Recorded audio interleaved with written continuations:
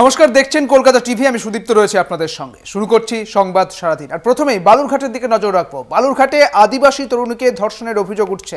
দুদিন আটকে রেখে ধর্ষণ করা হয়েছে এমনটাই অভিযোগ। তরুণীকে উদ্ধারের পর লিখিত অভিযোগ দায়ের নির্যাতিতার পরিবারের। জালে অভিযুক্ত, ঘটনার তদন্তে বালুরঘাট থানার পুলিশ। আপনাদের জানিয়ে রাখি, বালুরঘাটে আদিবাসী এক তরুণীকে ধর্ষণের অভিযোগ উঠছে এবং আরও যেটা জানা যাচ্ছে, দুদিন আটকে রেখে তারপর তাকে ধর্ষণ করা হয় এমনই অভিযোগ তরুণীর পরিবারের। আরো বিস্তারিত জানবো, আমাদের সঙ্গে রয়েছেন আমাদের প্রতিনিধি সুমন ভৌমিক। সুমন, ঠিক কি ঘটনা ঘটেছিল, এখনো পর্যন্ত পুলিশের ভূমিকা কি, একজনকে গ্রেপ্তার করা গিয়েছে বলে খবর? দেখো, পরিবার সূত্রে যেটা জানা যাচ্ছে যে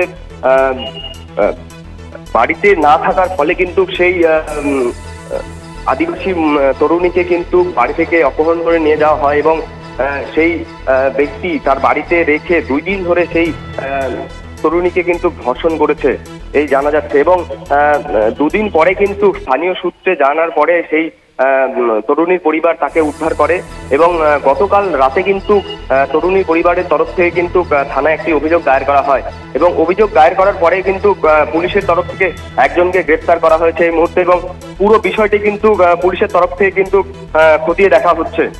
যে অভিযুক্তকে গ্রেফতার করা হয়েছে তার কোনো রাজনৈতিক রং রয়েছে কি? দেখো, এখনো পর্যন্ত কিন্তু কোনো রাজনৈতিক রং আছে কিনা সেটা এখনো জানা যায়নি, তবে পুরো বিষয়টি কিন্তু তদন্ত শুরু করেছে পুলিশ। খুব তাড়াতাড়ি হয়তো জানা যাবে। গত কয়েকদিন আগে কিন্তু আমরা দেখেছি যে দক্ষিণ দিনাজপুর জেলার বুনিয়াদপুরেও কিন্তু এই ধরনের ঘটনা ঘটেছে। তো এই পরপর এই ঘটনাগুলো ঘটছে, সেদিকে কিন্তু প্রশাসনের দিকে কিন্তু একটা আঙ্গুল উঠছে। প্রশাসনের পক্ষ থেকে, অর্থাৎ পুলিশের পক্ষ থেকে কি বলা হচ্ছে? এখনো পর্যন্ত একজনকে গ্রেফতার করা হলেও এই তদন্ত নিয়ে তারা কি বলছে? এই মুহূর্তে যা পরিস্থিতি তাতে কিন্তু পুলিশের তরফ থেকে জানানো হয়েছে যে খুব তাড়াতাড়ি তারা তদন্ত শুরু করে দিয়েছে এবং পুরো বিষয়টি তারা খুব জোরদার করে নজরদারি চালাচ্ছেন। তারা বলেছেন যে এর পেছনে যদি আরো কেউ থাকে খুব তাড়াতাড়ি তাদেরকেও গ্রেফতার করা হবে। আর পুলিশের ভূমিকা নিয়ে পরিবারের কি দাবি রয়েছে? দেখো, পুলিশের তরফ থেকে গতকাল কিন্তু তারা অভিযোগ দায়ের করেছে। তারা কিন্তু একটা ক্ষোভ রয়েছে তাদের মধ্যে। পুলিশ তাদেরকে আশ্বাস দিয়েছে যে খুব তাড়াতাড়ি এর পেছনে যদি আরো কেউ থাকে তাদেরকে কিন্তু খুব দ্রুত গ্রেফতার করা হবে, আশ্বাস দেওয়া হয়েছে। তোমাকে আমাদের সঙ্গে ছিলেন আমাদের প্রতিনিধি সুমন ভৌমিক। বালুরঘাটে আদিবাসী তরুণীকে ধর্ষণের অভিযোগ, গ্রেফতার করা হয়েছে অভিযুক্তকে। কৃষ্ণনগর থেকে এক ছেলে আমার বাড়িতে যায় আমার খোঁজ করে আমার বাড়িতে যাওয়ার পরে আমার বোনকে তুলে নিয়ে এসে আমার বাড়ি থেকে 3 কিলোমিটার দূরে যায় ধর্ষণ করে। কবে সেটা ঘটনা? এটা 1 তারিখে। তারপরে আমরা খোঁজাখুঁজি করি, আমরা পাই না। আজকে পেলাম, আজকে আমরা থানায় এসে কোথায় খোঁজ পাওয়া গেল? আমি দোষীর এখন শাস্তি চাই এবং ফাঁসিও চাই। এই কিছুদিন তো এটা তো সব আদিবাসী মেয়েদের উপরেই সব এরকম একটা অন্যায় অত্যাচার হচ্ছে, এটা তো ঠিক ভালো চোখে দেখছি না। হ্যাঁ, এটাই আমি মনে করছি, এদের একদম কঠোর থেকে শাস্তি দেওয়া উচিত।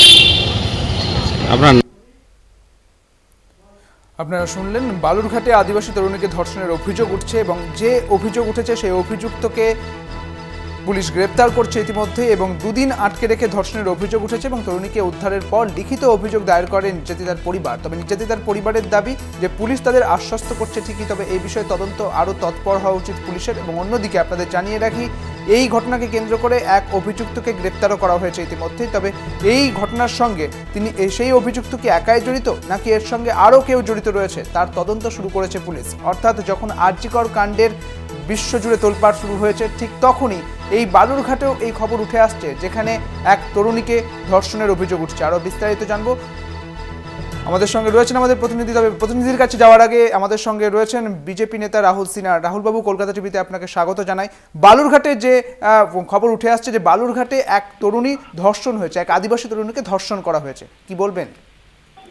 দেখুন, তার মানে রোগটা কত প্রকট হয়ে গেছে এই রাজ্যে, যে এত প্রতিবাদ, এত মানুষের চিৎকার সত্ত্বেও রাজ্য কিন্তু রাজ্যের জায়গাতেই আছে। তার কারণ সবাই দেখতে পুলিশ কিভাবে ধর্ষণকারীকে রক্ষা করছে। স্বয়ং মুখ্যমন্ত্রী নেমে গেছেন যারা অপরাধী তাদেরকে বাঁচাবার জন্য।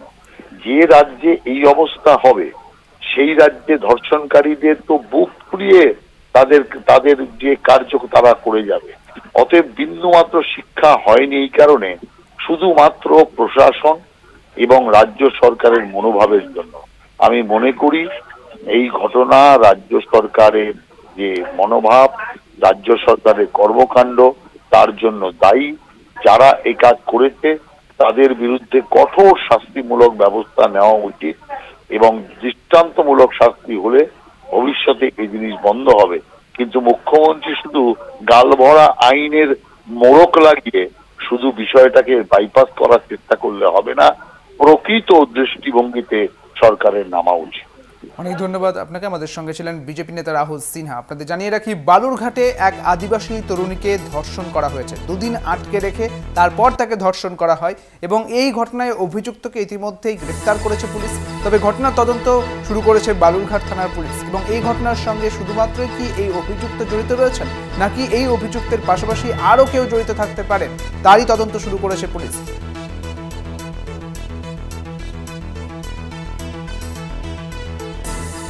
যেখানে আরজি করের এই ঘটনা বিশ্বজুড়ে তোলপাড় ফেলে দিয়েছে এবং এই আরজি করের বিচার চাইছে গোটা বাংলা থেকে গোটা বিশ্ব।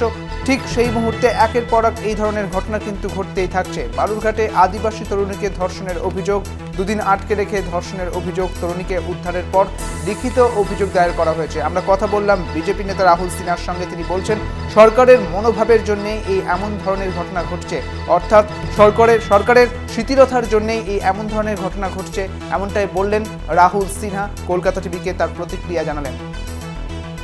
আমাদের সঙ্গে এই মুহূর্তে রয়েছেন কংগ্রেস নেতা সৌম্য আইচরায়। সৌম্যবাবু, বালুরঘাটে এক আদিবাসী তরুণীকে ধর্ষণ করা হয়েছে এবং এই অভিযুক্তকে ইতিমধ্যে গ্রেফতার করা হলেও পুলিশ তার তদন্ত শুরু করেছে, কি বলবেন? দেখুন, আমরা পরিষ্কার একটা কথা বলি যে সারা পশ্চিমবঙ্গে মহিলা নির্যাতন যেভাবে বাড়ছে, সারা ভারতবর্ষে যেমন বেড়েছে, এসকালেট করেছে, সারা পশ্চিমবঙ্গ বদ্ধভূমিতে পরিণত হয়েছে। পুলিশকে বলবো যে অবিলম্বে দোষীদেরকে গ্রেফতার করতে হবে, দল ও মত নির্বিশেষে এর পেছনে কোনো রং না দেখে কঠিনতম শাস্তির আওতায় আনতে হবে। এই কোন দেশে বাস করছি আমরা? এই সরকারটা কিভাবে কাজ করছে যে রাজ্যে একজন মহিলা মুখ্যমন্ত্রী? এত বড় একটা আর্যিকরের ঘটনার পরে পুলিশ এখনো সম্বিত ফিরে পাচ্ছে না। পুলিশ একবারও মনে করছেন না যে এই রাজ্যের সুনাম কোথায় তলানিতে চলে গেছে। আমরা সব পুলিশকে খারাপ বলি না, কিন্তু পুলিশের একটা বড় অংশ অপরাধীদের সঙ্গে সম্পৃক্ত। সেই অপরাধীরা মনে করছে এটা তারা যা খুশি তাই করতে পারে, এটা তাদের সরকার। শাস্তি কি কঠিনতম হতে পারে না? এটা কি এইভাবে চলতে পারে? দুদিন ধরে তাকে আটকে রাখা হয়েছে। ছি ছি ছি ছি ছি, এই কোন দেশে মধ্যযুগীয় বর্বরতাকে হার মানাচ্ছে? এর কোন রাজত্বে বাস করছি? এটা চরমতম দৃষ্টান্তমূলক শাস্তি হওয়া দরকার। অনেক ধন্যবাদ আপনাকে। আমাদের সঙ্গে ছিলেন কংগ্রেসের নেতা সৌম্য আইচরায়। আপনাদের জানিয়ে রাখি, অভিযোগ করা হয়েছে নির্যাতিতার পরিবারের পক্ষ থেকে। পুলিশ তাদের আশ্বস্ত করেছেন যে এই ঘটনার সঙ্গে কে বা কারা জড়িত রয়েছেন, নাকি একাই এই অভিযুক্ত জড়িত রয়েছেন যাকে গ্রেপ্তার করা হয়েছে, সেই সমস্ত বিষয় খতিয়ে দেখবে পুলিশ। এবং ইতিমধ্যেই বালুরঘাট থানার পুলিশ তারা তদন্ত শুরু করে দিয়েছে। তরুণীকে উদ্ধারের পর থানায় লিখিত অভিযোগ দায়ের করা হয় পরিবারের পক্ষ থেকে। প্রথমে তাকে ভয় দেখানো হয়েছিল বলে জানা যাচ্ছে এবং পরবর্তী ক্ষেত্রে এই বালুরঘাটের যে আদিবাসী তরুণী, সেই তরুণীর পরিবারের পক্ষ থেকে লিখিত অভিযোগ দায়ের করা হয়েছিল বালুরঘাট থানায় এবং ইতিমধ্যে একজনকে গ্রেপ্তার করা হয়েছে। এবং এই অভিযুক্তই কি একাই রয়েছে নাকি এই ঘটনার সঙ্গে আরও কেউ জড়িত রয়েছে তারও তদন্ত শুরু করেছে পুলিশ। এবং আপনাদের জানিয়ে রাখি, বালুরঘাটে এক আদিবাসী তরুণীকে ধর্ষণ করা হয়। গত দুদিন ধরে আটকে রাখার পর তাকে ধর্ষণ করা হয়েছে বলে অভিযোগ। তরুণীকে উদ্ধারের পর লিখিত অভিযোগ দায়ের করে নির্যাতিতার পরিবার। আমাদের সঙ্গে রয়েছেন তৃণমূল নেতা অরূপ চক্রবর্তী। অরূপবাবু, কলকাতা টিভিতে আপনাকে স্বাগত জানাই। বালুরঘাটে এক আদিবাসী তরুণীকে ধর্ষণ করা হয়েছে, ইতিমধ্যে অভিযুক্তকে গ্রেপ্তার করেছে পুলিশ তদন্ত শুরু করেছে। কি মনে হয়, কেমন আছে বাংলা?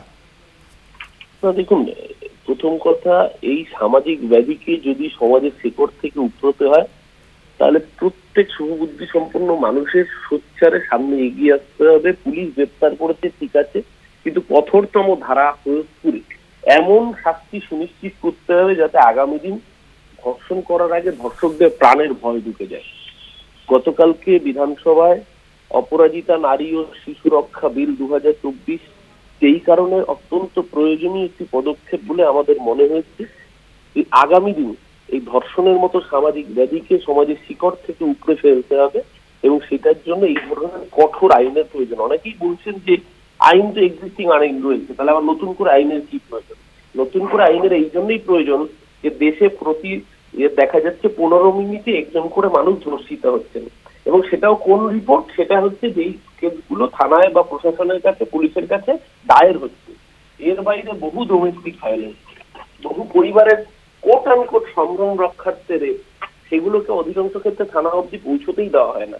সেই হিসেব ধরলে প্রতি 5 মিনিটে একজন করে মহিলা ভারতবর্ষে ধর্ষিত হন। তাই আজকের দিনে প্রয়োজন এমন একটা কঠিন আইনের যেখানে মৃত্যুদণ্ড বা তার থেকেও ভয়ঙ্কর শাস্তি যেন সেই ধর্ষকের হয় সেটা সুনিশ্চিত করা। তাই সামগ্রিকভাবে এই সামাজিক ব্যাধিকে সমাজ থেকে যদি উপরে ফেলতে হয় তাহলে সবার আগে একদিকে নাগরিক ঐক্যবদ্ধতার সাথে সাথে পুলিশ প্রশাসন সক্রিয়ভাবে এই ধরনের মামলায় দ্রুততার সাথে তদন্ত করুক এবং কোর্টে জমা দিক, প্রয়োজনে ফাস্ট ট্র্যাক কোর্ট গঠন করে অপরাধীদের বিচার করুক। বেশ, অনেক ধন্যবাদ অরূপবাবু আপনাকে। আমাদের সঙ্গে ছিলেন তৃণমূল নেতা অরূপ চক্রবর্তী।